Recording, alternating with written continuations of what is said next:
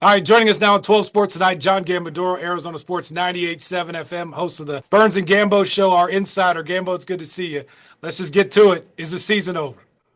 Yeah, I think tonight's the dagger. Tonight was the dagger. Cleveland shockingly losing to Sacramento. It made it a must-win game for the Suns. They had to win this basketball game. Sacramento now is 3 games better than Phoenix in the loss column. Dallas is 2. Dallas has 3 games left. 2 of them are at home. One's against Toronto. They're going to win one. Basically, the Suns would have to win out. And they haven't won since the end of March, no, like March 24th. No, I just don't. I think tonight was the dagger. Burns and Gambo Show, our insider. Gambo, it's good to see you. Let's just get to it. So, Gambo, what decisions are going to be made this offseason? What do you think happens with KD, Bradley Beal, and Coach Bud? Well, I've been saying all along, Cam, I don't think that KD comes back, and I don't think that Beal comes back. I think that they will go back to exploring trade options for Kevin Durant. I'm still focused on the Houston Rockets and a package that may be Jalen Green, Jabari Smith, Tari Eason, and a pick. But I think KD will be traded. I don't think you could trade Bradley Beal. I think his contract makes him untradeable. I would expect some sort of buyout for Bradley Beal. Now, I might have to take a little bit less because he can't take the full buyout based on the 15% rule, but maybe you could get him to take less and he goes somewhere else, signs a new contract with another team. And my thought is that both of those guys will not be back for next season. The biggest disappointment this year in my eyes has been Coach Bud. And just the curveball that we've seen since the moment that he had with that opening press conference at Al McCoy, we've not seen any of that joy since then. No, I think he's done a terrible job. And I'm not a fire the coach guy. I'm a blame it on the players. They need better players. The Suns aren't good enough because they don't have good enough players. They need better players around Devin Booker and Kevin Durant this year. They didn't have enough of that. I look at Mike Budenholzer and all the decisions he made, waiting so long to put Dunn and Oso in, waiting so long to bench Tyus Jones, the heavy minutes for KD and Book all the time, the decisions with Beal starting, then on the bench, then back to starting. Like Colin Gillespie has a great game and then he doesn't play the next day. I think he's done an awful job. Now, 5-year contract, man, you don't buy out another coach. So I think you've got to go back to the drawing board. You got to say, look, if we're going to change the whole team, would Bud be okay with a different roster? Would he be okay not dealing with Beal and Durant and a team around Booker? But I think the key is you got to go to Devin Booker and you got to say, what do you think? Because if the goal is to bring Book back, and it is to bring Book back, you've got to have his approval on Mike.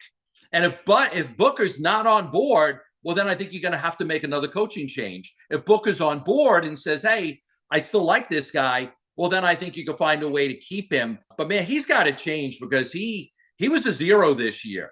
Communication skills have been terrible with Mike Budenholzer. You've been around this organization for a long time. Yeah. This is the worst communication skills we've ever had out of a coach. Yeah, I think he's done a terrible job across the board. So I would really do a deep dive talking to my players and try to get an understanding of what they think they need for next year. Get you out there on this, Gambo. Is this fixable? Because Suns fans, I mean, it seems. Sure. I don't get the sense this is mid 2010s bad by any means, but it seems like there is a way to fix all this. Yeah, number one, there is a commitment from the top to win. There is a commitment to win. There's no way that Matt Ishbia and Josh Bartlestein and the people in the organization, James Jones, there's no way these people are not committed to winning. They're all committed to winning. There were some mistakes made this year, for sure. There were some mistakes made. Now they've got to go back to the drawing board. They still have a bunch of first-round picks that they have now. They're not great picks, right? This pick this year is going to be Cleveland's pick. It's not going to be a great pick. Let's hope that Houston doesn't end up with a top 3 pick and hit the lottery luck because Houston has the Suns pick. But you've got to redo the roster. You've got Devin Booker to build around. And we know that Devin Booker is still a really good player in this league. And if you surround him with the right talent, a bunch of dogs, guys that are going to get after it defensively, some shooters that can knock down shots, I think it's fixable. Are they going to win a championship in the next 2 to 3 years? Probably not. But if you trade Durant for a package and you get back some, another first-round draft pick or two, and maybe you make some other moves around, maybe you trade Grayson Allen, maybe you trade Royce O'Neal, and just try to change the parts a little bit.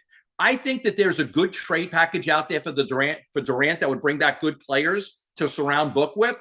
And I would bet you that they will be better next year without Durant and Beal than they were this year. I think they will be better based on the moves I expect that they're going to make. And Gamble, I'll second that with you because of the word you mentioned, dogs. Like Devin Booker is a dog himself. And I think that's one thing that's just been missing. Other guys around the team that are kind of think like him in that sense. You just don't see it. We had it in the finals run. You had all these personalities and guys that would hustle all over the floor. This team just doesn't do it outside of Book. Not many people. But the young guys are growing. They got to grow. They're going to run and go. But outside of Book, you don't have other guys like him on this team. And nothing against the young guys, but when you're running Oso Iguodaro and Ryan Dunn and Colin Gillespie out there, not right and now. Nick Richards, who's the third string center from Charlotte, and you're saying, hey, help us win basketball games. They weren't good enough. They were good enough with their 1-2. Durant and Booker were fine. The problem was 3, 4, 5, 6, 7, 8. Their depth was not as good. You go back to when they made it to the championship and they lost to the Bucks. Their depth was tremendous. Go look at that roster. That's where they lost. They lost because they didn't have good enough players 3, 4, 5, 6, 7, 8. And part of that has to do with the second apron and the tax and all of those things. Gambo, appreciate the time, buddy. Always, Cam. Thank you, my friend.